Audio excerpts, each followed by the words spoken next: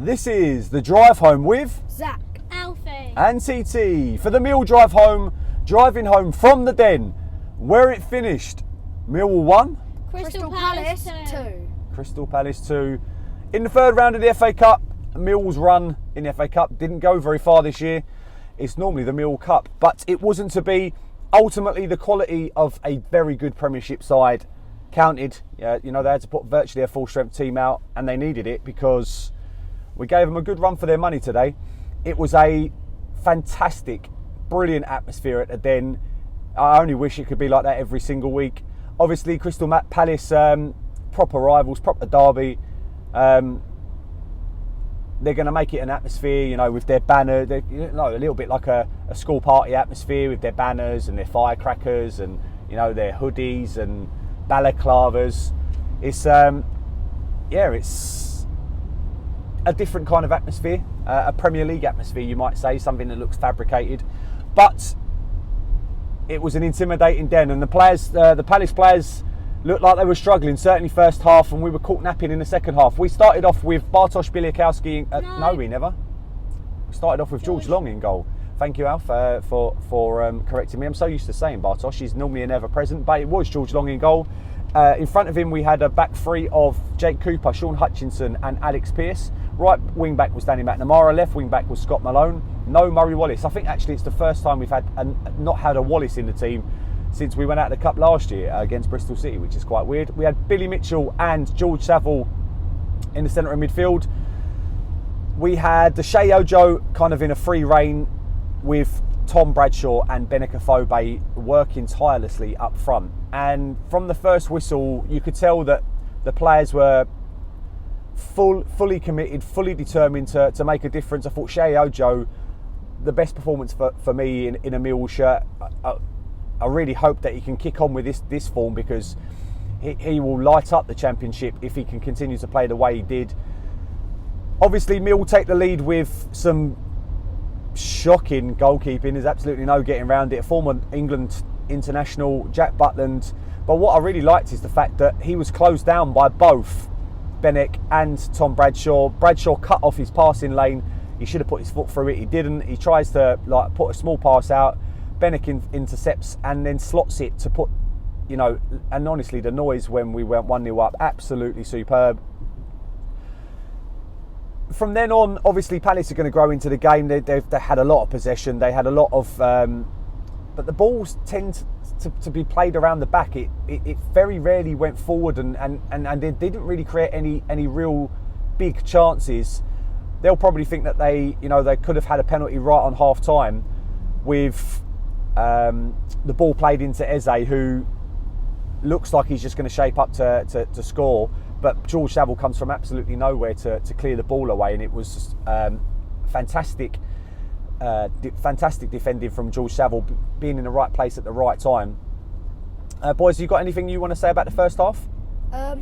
We outrun Palace, which is something that you wouldn't say normally as a Millwall supporter, especially with their team at the moment. It's a very strong team, but we outrun them on the field in the first half. Like I said, very few chances created. We go in at half time and you just think, obviously it's the old adage, keep it tight for the first 5 minutes. It's quiet. Most people were in having a drink before they come out.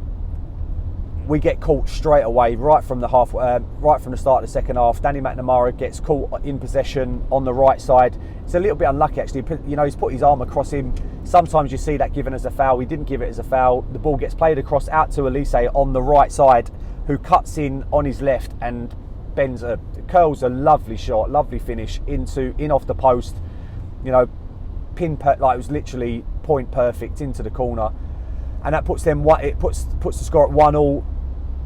They then have probably their most dominating 15 minutes of the game was the start of that second half.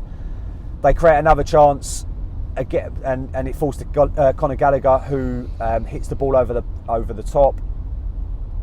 A third chance, again, everything was coming through Elise down the right hand side. The ball's played out to Elise. Again, Malone's allowed him to cut in on his left foot, which you'd think he'd have learnt his lesson, just show him down the outside.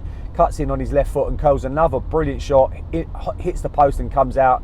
And at that stage, it's just chance after chance. Eventually, they take the lead with a ball again into Elise, who's down the right, crosses it in for the Palace. Who was it? I think it was Yeah, it was Mateta. Mateta, who's in the middle and heads it in. You know, I know that there's tight offside decisions, but definitely one of the goals couldn't. You know, if there's VAR, it's not going to be counting. But that's, you know, I'm glad we didn't have VAR. I don't want the VAR at the Den. I don't want VAR in the Championship because I want to be able to celebrate, even though obviously it's cost us today. What I did like is the fact that, you know, after that 15 minutes where it looked like we were completely under the caution, not going to be able to do anything, we then started to grow into the game and created a number of late chances. You know, it was a difficult game for players that have played well this season. You know, Billy Mitchell in the middle, he's had a tough game. He's got caught in possession a couple of times. It's really hard for him to find a forward pass because the strikers are working so hard. They've got the defenders right on them. There's very little option to play the ball forwards. But saying that, you probably expect and hope that, Billy and George Saville coming off has definitely made a difference, because George and Billy had a really good first half, I felt, together. And we missed Saville in the second half. But other than that, I felt that we made an early sub, other than George coming off for, was it Kefton Bell that came on for George Saville? Yeah, George. So Saville's come off with an injury, and then we've made 3 subs reasonably late, with Mason Bennett coming on, who looked lively, really does look like he makes a difference, put himself about, shown a turn of pace. We created a couple of chances where the ball's gone out to the right and we've crossed it in, and it's just not quite fallen for a player. Kefton Bell has had a shot from about 10 yards out where you think just put your foot through it, and he doesn't. He kind of just places it, and it's well saved by, I say well saved by Bullen, but it's straight at Bullen. You'd expect him to save it. The final chance of the match falls to Matt Smith, who the ball's played from the right. I think it was from a corner. It might have even been from the corner. No, it wasn't from a corner. Deep play in from the right.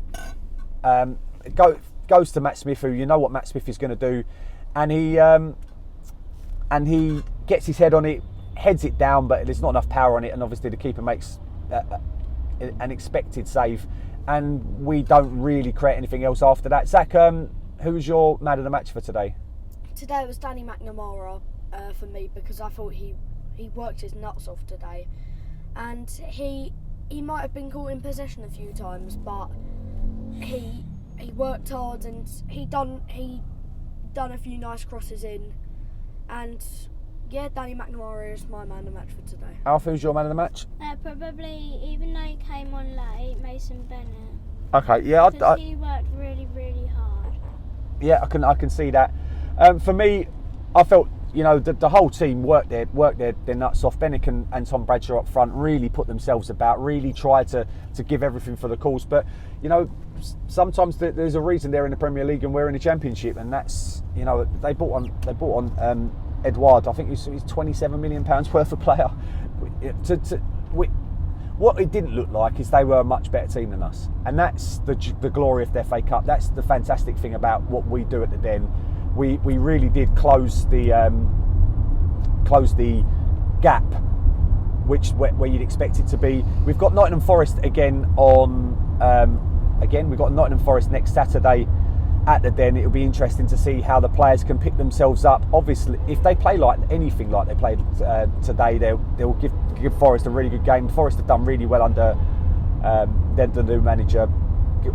Who's their new manager? Who's the ugly guy?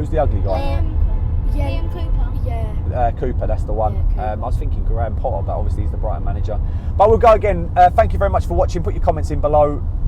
We're at the FA Cup this year, but we can concentrate on the league, stabilise our position. Only one way we can end it. No one likes us.